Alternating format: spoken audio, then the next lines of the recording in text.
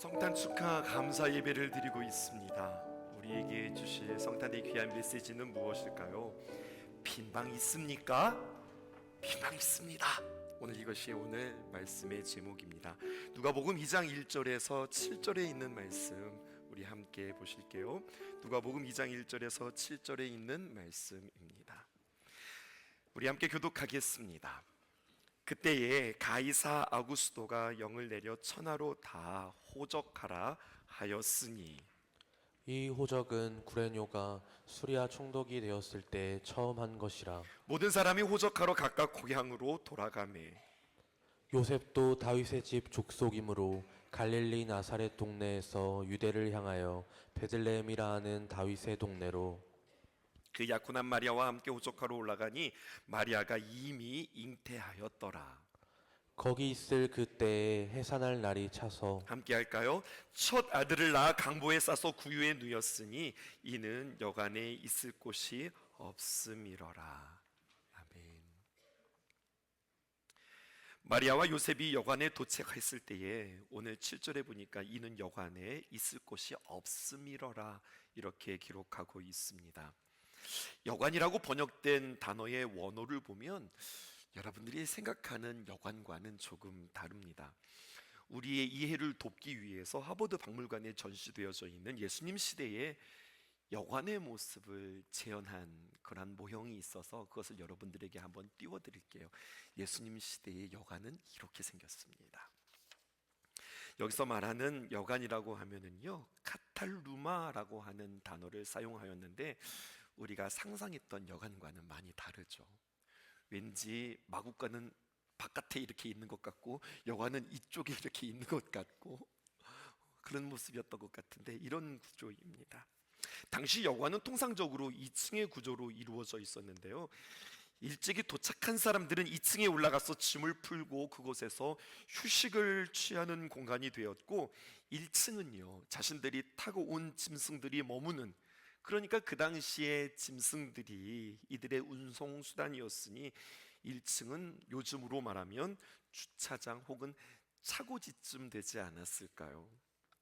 요셉과 마리아가 도착하자 2층은 이미 만석이었습니다. 각지에서 호적하러 온 베들레헴에 온 사람들로 인하여서 그들이 그 2층을 차지할 수는 없었습니다.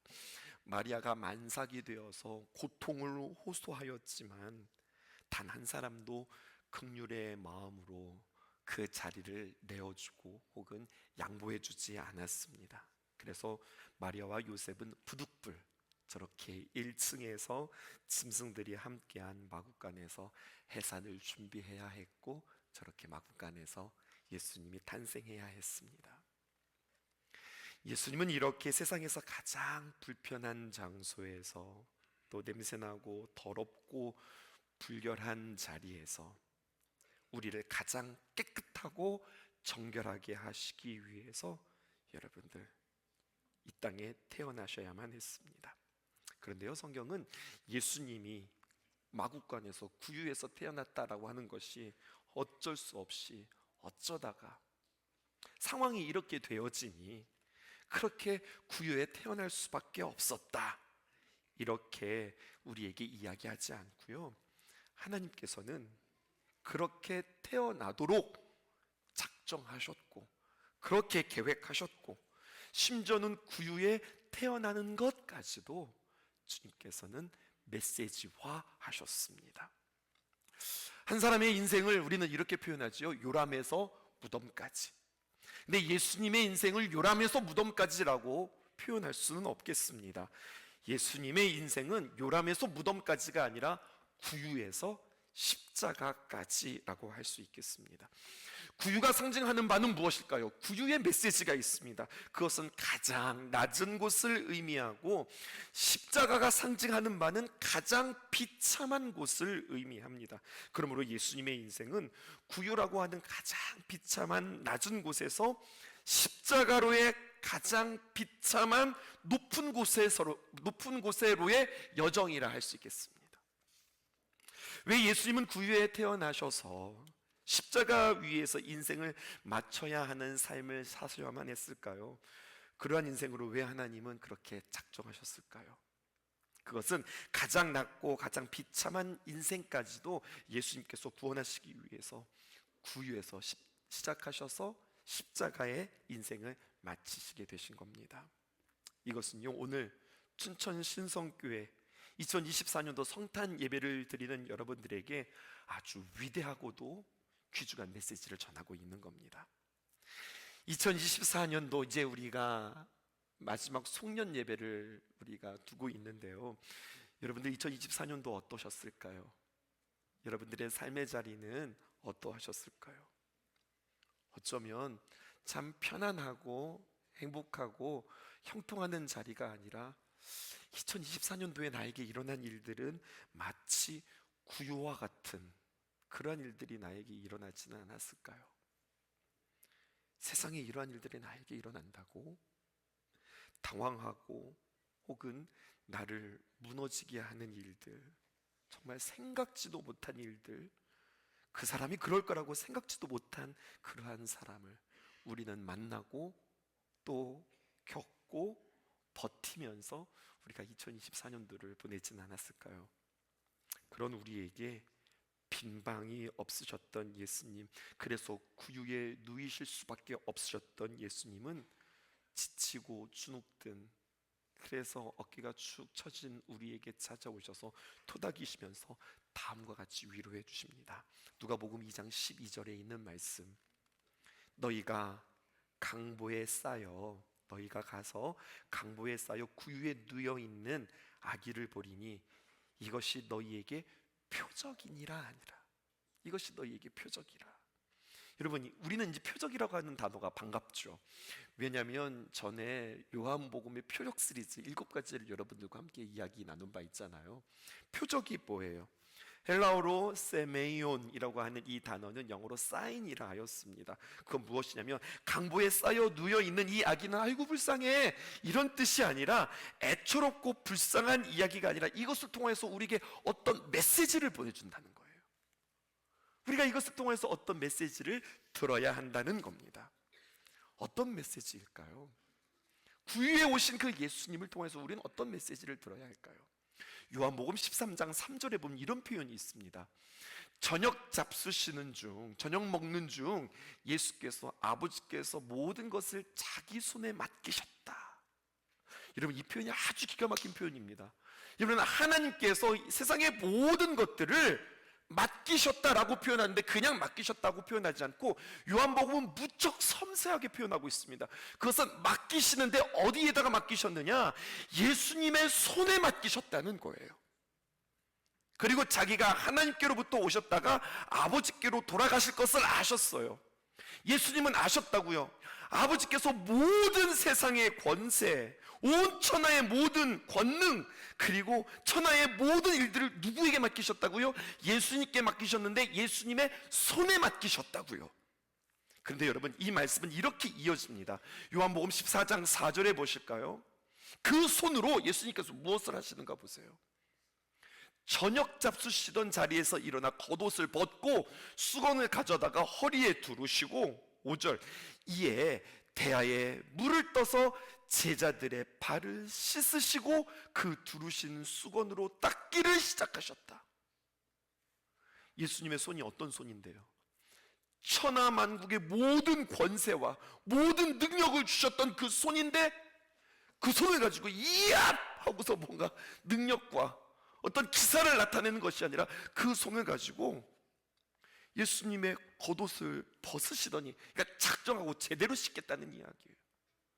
그런데 제자들을 앉혀놓고 그 제자들보다 더 낮은 곳에 앉아, 여러분, 권세의 손으로, 권능의 손으로 사람의 신체 중에서 가장 낮고 가장 더럽고, 여러분, 그 당시의 위생은 우리보다 더 좋지 않았거든요. 그들이 신었던 신발은 뭘 것 같으세요, 여러분? 나막 신일 것 같으세요? 고무 신일 것 같으세요? 아니면 이스라엘 사람들이 신었던 신이 털 신일 것 같으세요? 무슨 신이라고 생각하세요? 샌들. 그 먼지 나는, 그 세상의 더러운 것들을 다 밟고 살았던 그 발을 씻기 시작하셨습니다. 그 권세의 손, 세상의 모든 것을 쥐고 있는 그 손이 그렇게 씻기만 하고 끝난 것이 아니라 사람들에게 내어주어 못 박히고 그리고 찢기는 것을 허락하셨습니다. 이 위대한 역설, 그 권능의 손으로 주님께서 하신 이 주님의 손을 묵상해 보실까요? 이게 구유라고 하는 이야기예요. 낮은 곳으로 오셨다. 예수님이 비참한 곳으로 오셨다라고 하는 뜻은 바로 이러한 뜻이라고요.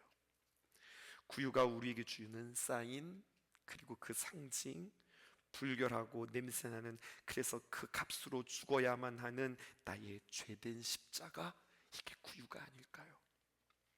그런 나에게 찾아오셔서 기꺼이 내어주신 예수님입니다. 그런데요, 그 예수님께서 오늘 우리에게 찾아오셔서 우리의 마음의 문을 두드리십니다. 계시록 3장 20절에 있는 말씀으로 마무리할게요. 볼지어다 내가 문 밖에서 두드리노니 누구든지 내 음성을 듣고 문을 열면 내가 그에게로 들어가 그와 더불어 먹고 그는 나와 더불어 먹으리라. 오늘 주님께서 우리에게 찾아오셔서 문을 두드리세요. 비어있니? 빈방 있나요?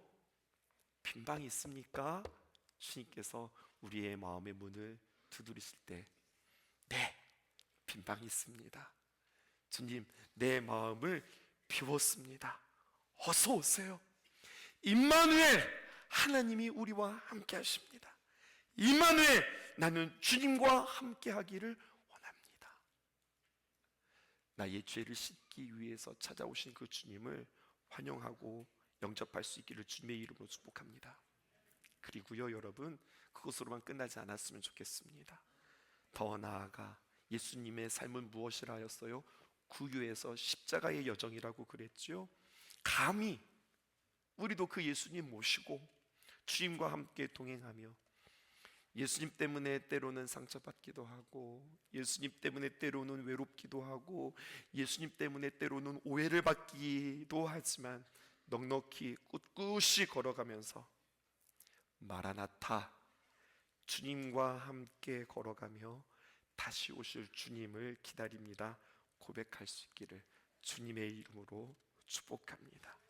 그렇게 하나님께 영광 돌려드리고, 그리고 우리는 주님 안에서 기뻐할 것입니다.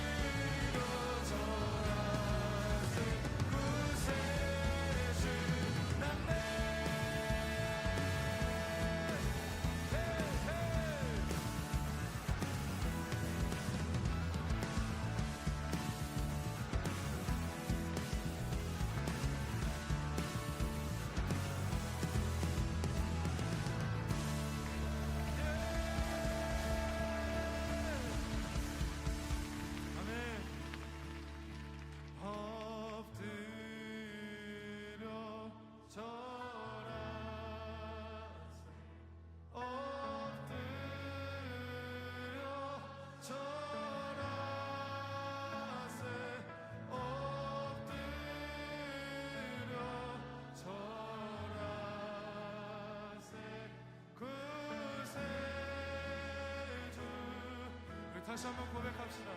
엎드려 절하세.